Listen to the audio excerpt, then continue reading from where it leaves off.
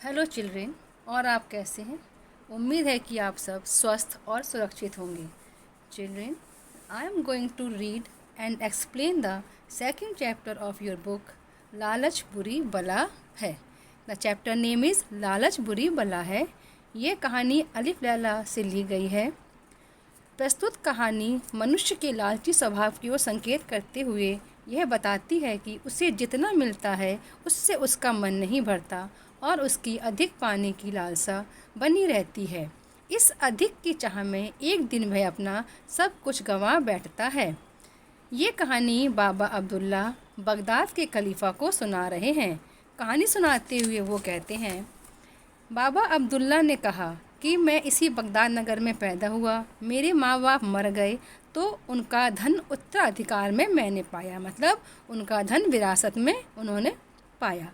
वह धन इतना था कि उससे मैं जीवन भर आराम से रह सकता था, किंतु मैंने भोग विलास में सारा धन शीघ्र ही उड़ा दिया मतलब उन्होंने सारा धन खर्च कर दिया। फिर मैंने जीत तोड़ परिश्रम कर धनार्जन किया, मतलब धन का अर्जन किया। उन्होंने फिर धन कमाया और उससे 80 ऊँट खरीदे। मैं उन ऊँटों को किराए पर व्यापारियों को दिया करता था। उनके किराए से मुझे काफ़ी लाभ हुआ। एक बार हिंदुस्तान जाने वाले व्यापारियों का माल ऊँटों पर लाद कर मैं बसरा ले गया। बसरा मतलब एक जगह का नाम है। वहाँ माल को जहाज़ों पर चढ़ाकर और अपना किराया तथा अपने ऊँट लेकर बगदाद वापस जाने लगा। रास्ते में एक बड़ा सा हरा भरा मैदान देखकर मैंने ऊँटों के पांव बांधकर उन्हें चरने छोड़ दिया और खुद आराम करने लगा। इतने में बसरा से बगदाद को जाने वाला एक फ़कीर भी मेरे पास आ बैठा। मैंने भोजन निकाला और उसे भी साथ में खाने को कहा। खाते खाते हम लोग बातें भी करते जाते थे। खाते खाते उसने बताया और कहा, तुम दिन रात बेकार मेहनत करते हो। यहाँ से कुछ ही दूरी पर एक ऐसी जगह है जहाँ अपार द्रव्य भरा पड़ा है। यहाँ पे द्रव्य से मतलब है धन संपदा, खजाना, दौलत। तुम इन 80 ऊँटों को बहुमूल्य रत्नों और अशर्फियों से लाद सकते हो और वह धन तुम्हारे जीवन भर के लिए काफ़ी होगा। मैंने यह सुनकर उसे गले लगाया और ये जानना चाहा कि वह इससे कोई स्वार्थ सिद्ध तो नहीं करना चाहता। मैंने उससे कहा, तुम तो महात्मा हो, तुम्हें सांसारिक धन से क्या लेना देना। तुम मुझे वह जगह दिखाओ तो मैं ऊँटों को रत्न आदि से लाद दूँ। मैं वादा करता हूँ कि उनमें से एक ऊँट मैं तुम्हें दे दूँगा। मैंने कहने को तो कह दिया, किंतु मेरे मन में द्वंद्व होने लगा। द्वंद्व मतलब कशमकश, क्या वो सही कह रहा है, क्योंकि उसकी प्रवृत्ति क्या थी, लालची। कभी सोचता कि बेकार ही एक ऊँट उसे देने को कहा, कभी सोचता कि क्या हुआ, मेरे लिए 79 ऊँट ही बहुत है। वह फ़कीर मेरे मन के द्वंद्व को समझ गया। उसने मुझे पाठ पढ़ाना चाहा और बोला, एक ऊँट को लेकर क्या करूँगा, मैं तुम्हें इस शर्त पर वह जगह दिखाऊंगा कि तुम खजाने से लदे अपने ऊँटों में से आधे ऊँट यानी कि 40 ऊँट मुझे दे दोगे। अब तुम्हारी मर्जी, तुम खुद ही सोच लो कि 40 ऊँट क्या तुम्हारे लिए कम है। मैंने विवशता में उसकी बात स्वीकार कर ली। मैंने यह भी सोचा कि 40 ऊँटों पर लदा धन ही मेरी कई पीढ़ियों के लिए काफ़ी होगा।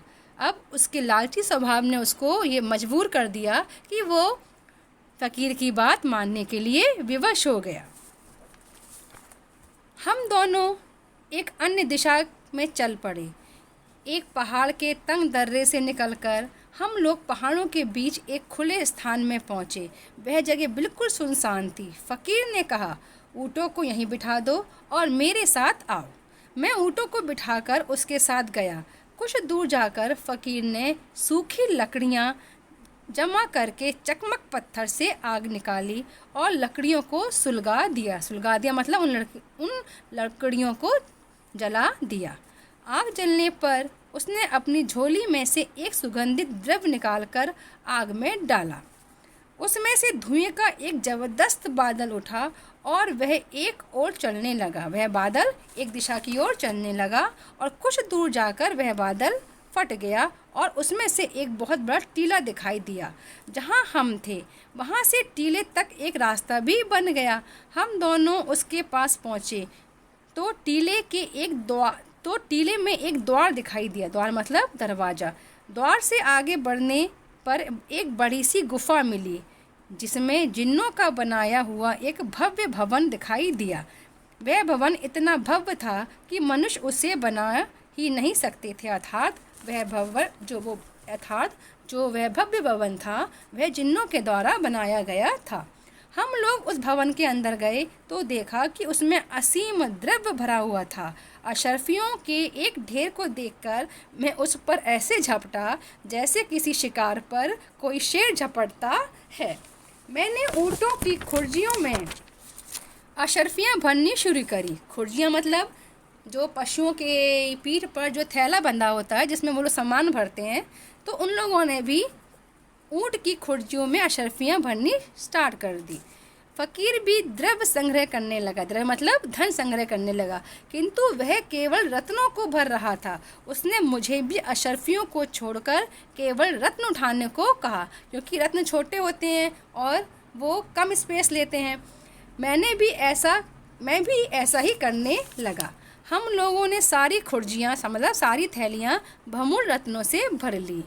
मैं बाहर जाने ही वाला था कि वह फ़कीर एक अन्य कमरे में गया और मैं भी उसके साथ चला आ गया।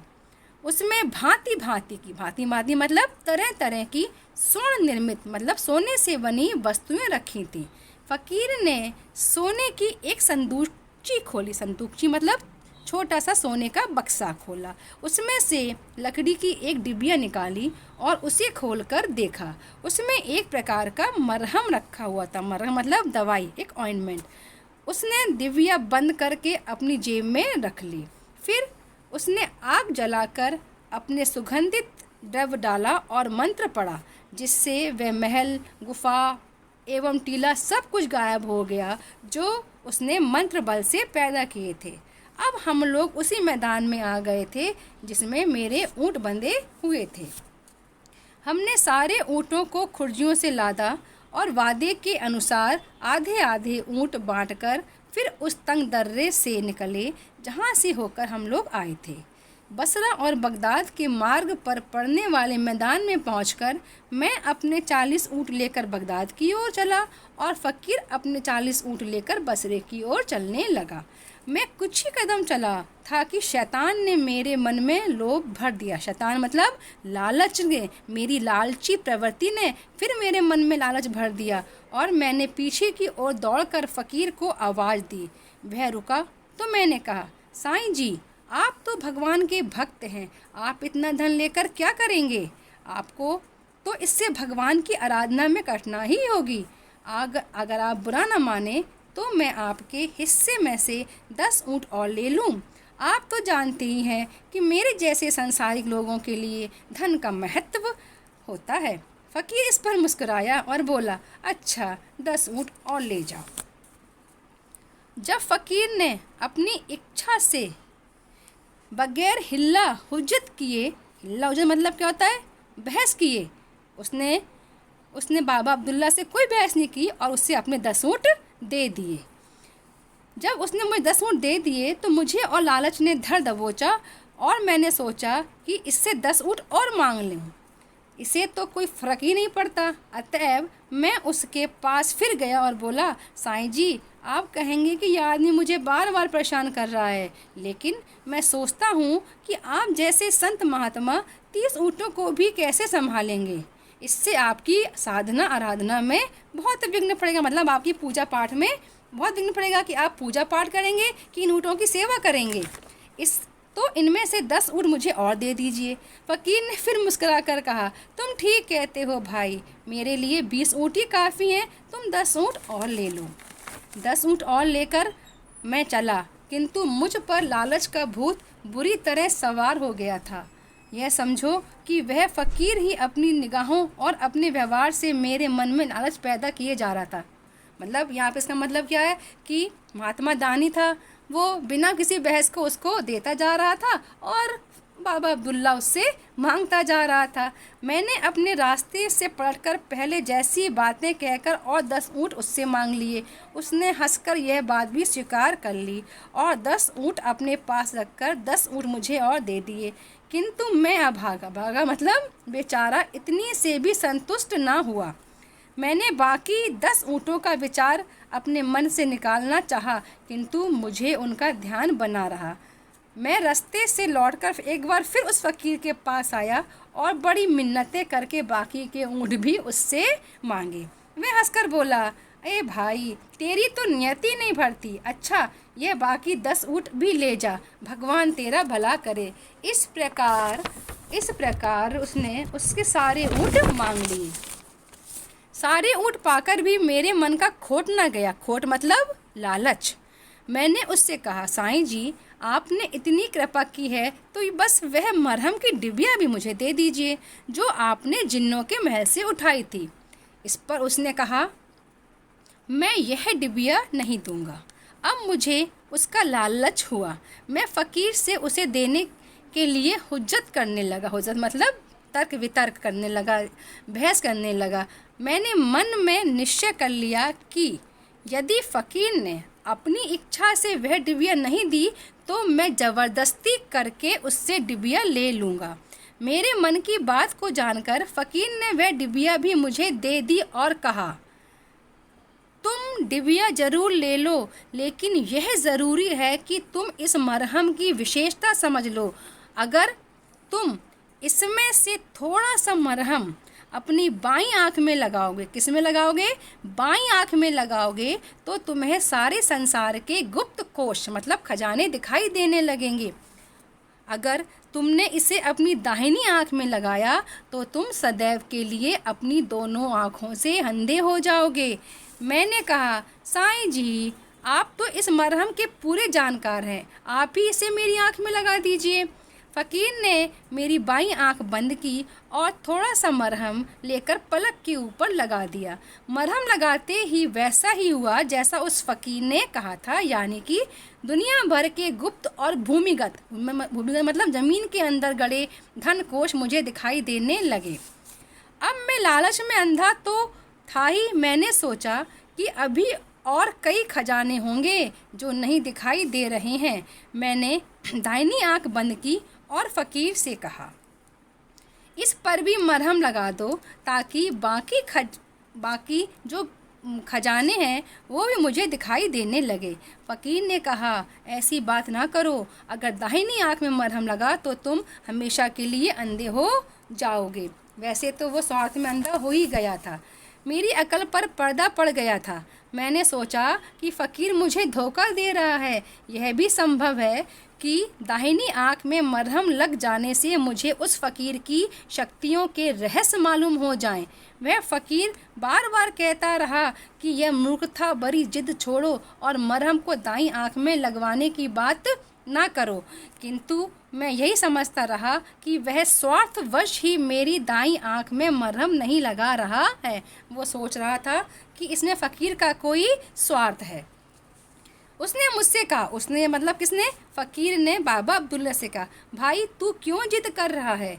मैंने तेरा जितना लाभ कराया है क्या उतनी ही हानि मेरे हाथ से उठाना चाहता है? अर्थात मैंने तुझे इतना धन दिलवाया, अब क्या तू मेरे हाथों से अंधा होना चाहता है? मैं एक बार फिर भलाई करके अब तेरे साथ बुराई क्यों करूं? किंतु मैंने कहा, जैसे आपने अभी तक मेरी हर जिद पूरी की है, वैसे ही आखिरी जिद भी पूरी कर दीजिए। अगर इससे मेरी कोई हानि होगी तो उसकी जिम्मेदारी मुझ पर ही होगी, आप पर नहीं। अर्थात उसने इतनी ज़िद करी और कहा कि इसके जो भी परिणाम होंगे, अगर मैं अंधा हो जाऊंगा तो इसके लिए मैं खुद जिम्मेदार हूँगा, मैं आपसे कुछ ना कहूँगा। तो फ़कीर ने कहा, अच्छा तो ठीक है, अगर तू अपनी बर्बादी चाहता ही है तो वही सही। यह कहकर उसने मेरी दाहिनी आँख की पलक पर भी उस मरहम को लगा दिया। मरहम लगते ही मैं बिल्कुल अंधा हो गया। मुझे अपार दुख हुआ, अपार मतलब बहुत दुख हुआ। मुझे अपनी मूर्खता भी याद नहीं रही। मैंने फ़कीर को भला बुरा कहना शुरू कर दिया और कहा, अब यह सारा धन मेरे किस काम का? अब जब मैं अंधा हो गया तो मैं धन लेकर क्या करूँगा? तुम मुझे अच्छा कर दो और अपने हिस्से के 40 ऊँट लेकर चले जाओ। उसने कहा, अब कुछ भी नहीं हो सकता। मैंने तुम्हें पहले ही चेतावनी दी थी, मतलब मैंने तुम्हें पहले ही वार्न किया था कि ऐसी जिद ना करो और तुम माने नहीं, किंतु फिर भी मैंने उससे बहुत अनुनय विनय किया। अनुनय मतलब विनती करी, प्रार्थना की, रिक्वेस्ट की, तो वह बोला मैंने तो तुम्हारी भलाई का भरसक प्रयत्न किया, मतलब बहुत पूरा प्रयत्न किया था और तुम्हें हमेशा सत्य परामर्श ही दिया था, तुम्हें अच्छी सलाह ही दी थी, किंतु तुमने मेरी बात को कपटपूर्ण समझा। तुमने सोचा कि मैं तुम्हारे साथ धोखा कर रहा हूँ और गलत बातों के लिए जिद की। अब तो कुछ नहीं, अब जो कुछ हो गया है वह मुझसे ठीक नहीं हो सकता। तुम्हारी दृष्टि कभी वापस नहीं लौटेगी। दृष्टि मतलब आंखों की रोशनी।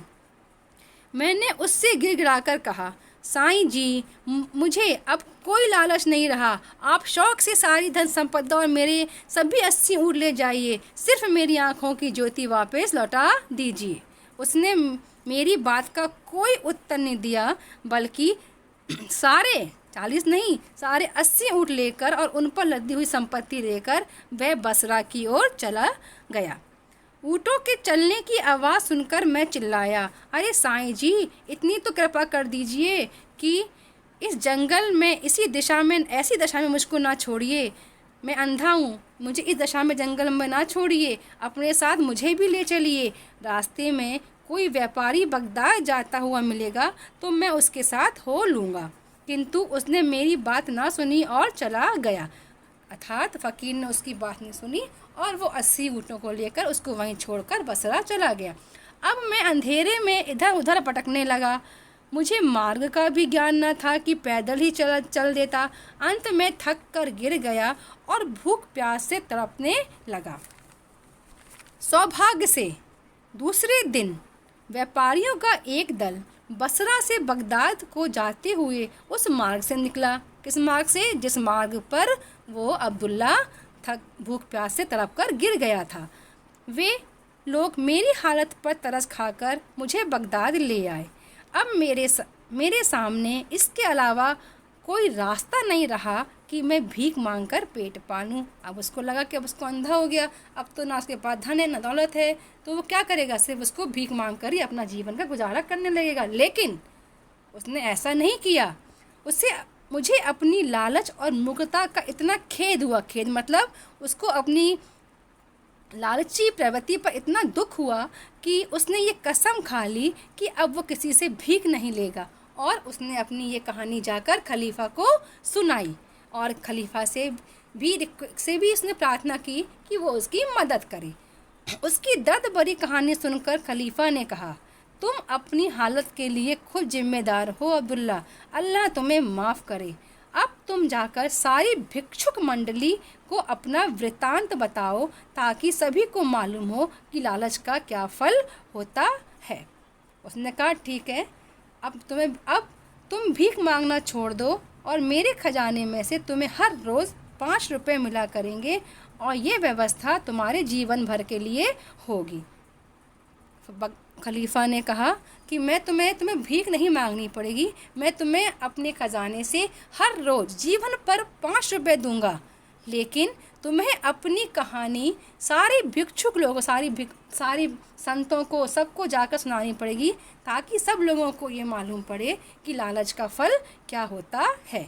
बाबा अब्दुल्ला ने ज़मीन पर सर लगाकर कहा, सरकार के आदेश का मैं खुशी से पालन करूँगा। और उसने कहा, ठीक है, मैं आपकी आज्ञा का पालन करूँगा, अपनी कहानी सबको जाकर सुनाऊँगा ताकि कोई भी लालच में पड़कर अपना सब कुछ ना गवा दे।